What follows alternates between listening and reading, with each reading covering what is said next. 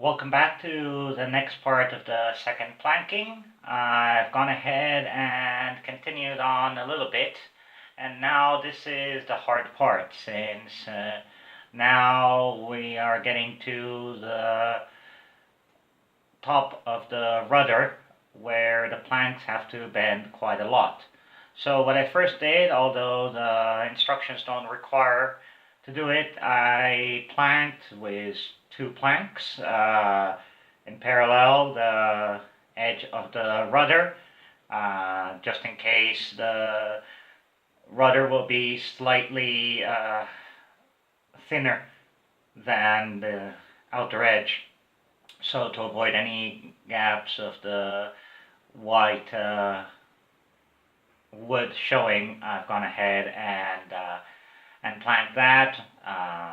When I added it, I just sanded along the edge and left it all flush with the original. What I've also gone ahead and done is added plank number 19, following the gaps from the original, and in two pieces as well, following the same staggered effect from before. I've gone ahead and added it.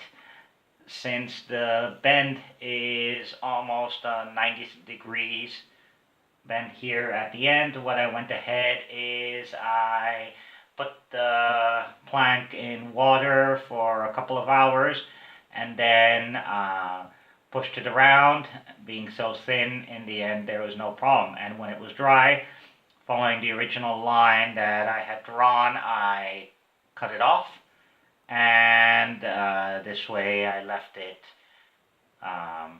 right against the edge, and I'll do the same thing on the other side. The next plank I'll be adding is going back up to the 14th plank and also finishing it here, the staggered effect over here, and then the front end there is a smaller gap, so what I've done is I've cut out a plank to the shape to push it in right there at the edge, and then I'll trim it off in the correct space back there, and that should take care of that area. After that plank, I'll probably do another 2 down here, making it 4 on this side, and then work on the opposite side. I've already added the rear part of the 13th one back here, with the idea of leaving the gap here so I can sand it to be able to put the other side, and see how that plan works out. Once I've done the 4 planks on this side and the 4 planks on that side, then I'll fill in the gap and slowly close this part and match it on the other side. We'll see if that plan works out, but this is probably the hardest part in the whole build, to make this edge work nicely. There are plenty of parts of glue that still have to be cleaned out from the excess of that, but I can do that before I keep on going. And when I put a couple more planks, I'll be back. Okay, I've gone ahead and put a couple of more strips, and I've gone ahead and put one on top of number 19 and one underneath on this side, as well as adding one more and going on to number 14 right here. And number 18 I've had to bend, putting it in water as I did with number 19, and this is the result on this side. Now I'm working on the other side. I've gone ahead as well and I put strips number 13 and 14 as well as number 19.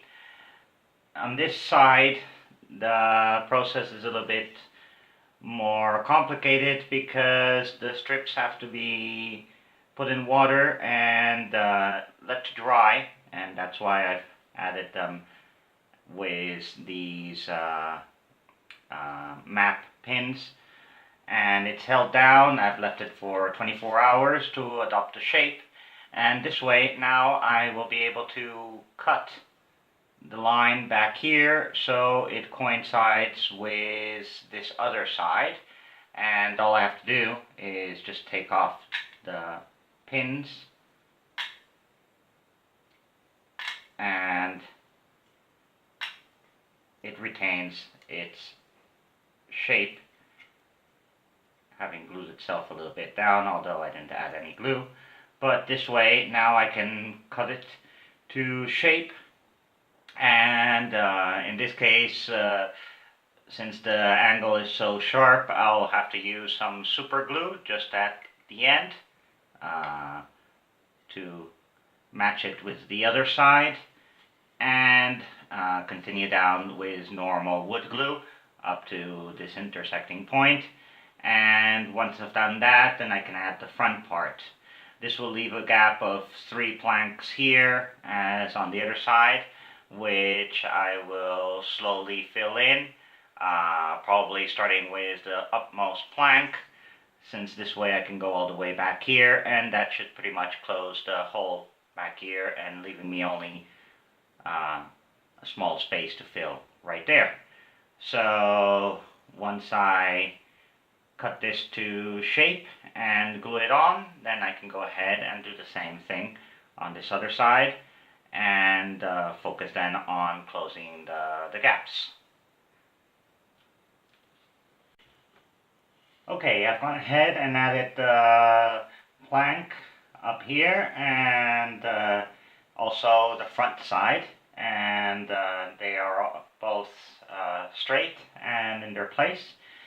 The only problem is that sometimes what's happening when I have to join the 2 sides is that there is a small gap. So what I'm actually doing is to add one of the spare planks that I have that I'm cutting off and putting it sideways into the space. And when it's dry, what I'll do is I'll cut it off and trim it down, sanding it, and the gap will disappear.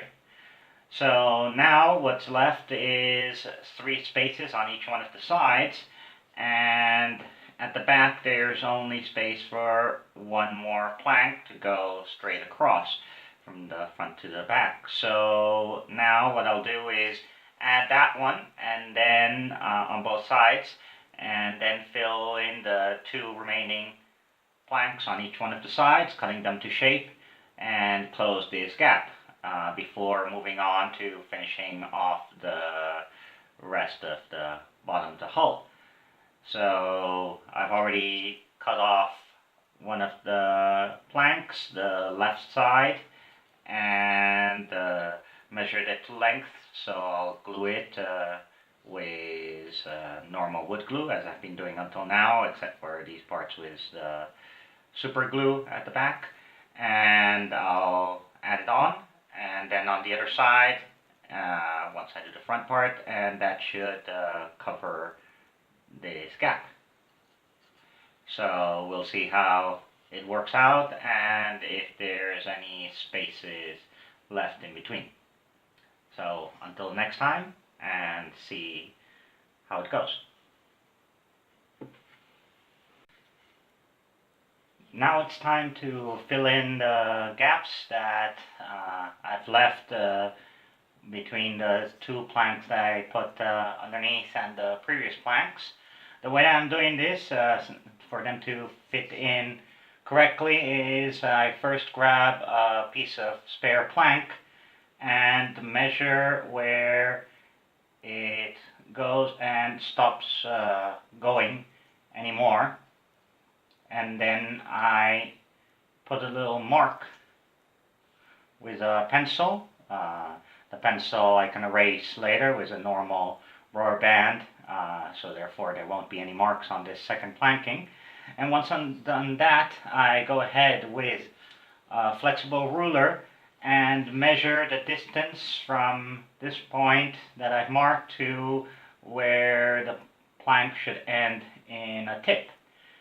In this case, it's about 2.9 centimeters, and I go ahead and on a piece of plank, I measure out the 2.9 and mark it with a pencil where it should go. This should give me a general idea of the tip that the plank should adopt. Once I do that with a razor blade, I go ahead and cut out the shape to mark it into a point. This requires some force, but the planks being only 0.5 millimeter wide, they're easy to cut off. This way I end up with a sharp point. To make it a bit smoother, I go ahead and sand it carefully on its edge to make sure that it's as smooth as possible and that the end is as pointy as possible as well. And once I do that, I test fit it. The way I do it is lining it against the bottom part. I go ahead and push it in to see if it matches with the gap.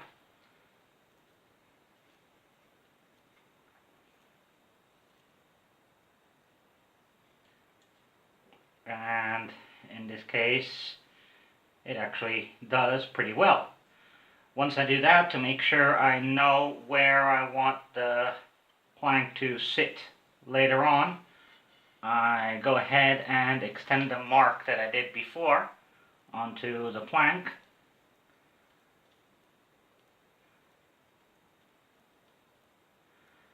And then I push the plank down to where it should go.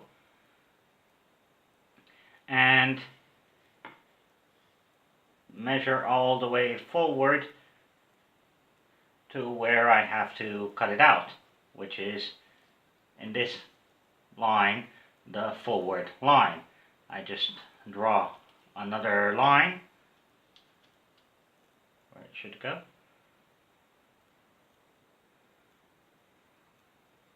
And that gives me the shape of the plank.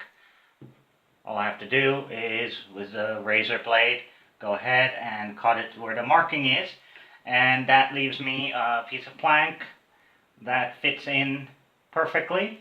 And with the previous method that I've been using of covering it completely with glue, I push it in with my fingers for a while until it stays put, and then I make sure to scrape the excess glue that comes out from the joints with the razor blade, just going across it like that, so the next plank will butt up correctly.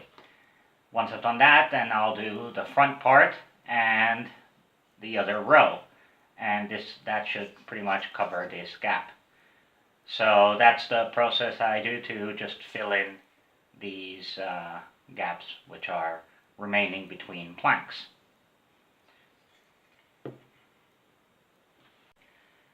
Okay, I'm done with the filling in of the gaps. As can be seen, there are still a couple of small gaps on each one of the sides, as well as at the back here, which I can fill in with extra scrap pieces of planks, but I'll do that when I'm done planking. This was probably the hardest part, to try and bend this part around, but with that complete, all that remains to be done is to plank the bottom wing of the hull, and that should be enough for the main part of the second planking as well as the stern. So with all that in mind, basically the ship is in this state right now, and it's just a matter of continuing on with the same technique as I did at the beginning, with the rear planks up to here or here, depending on the same pattern as I did before, and the same with the front part, so that way I can go all the way down to the bottom. That will be the next stage, and hopefully the last stage of the second planking, and that will finish the whole planking. Thank you for watching, and I will see you in the next part, and hopefully everything will continue as well as it is now.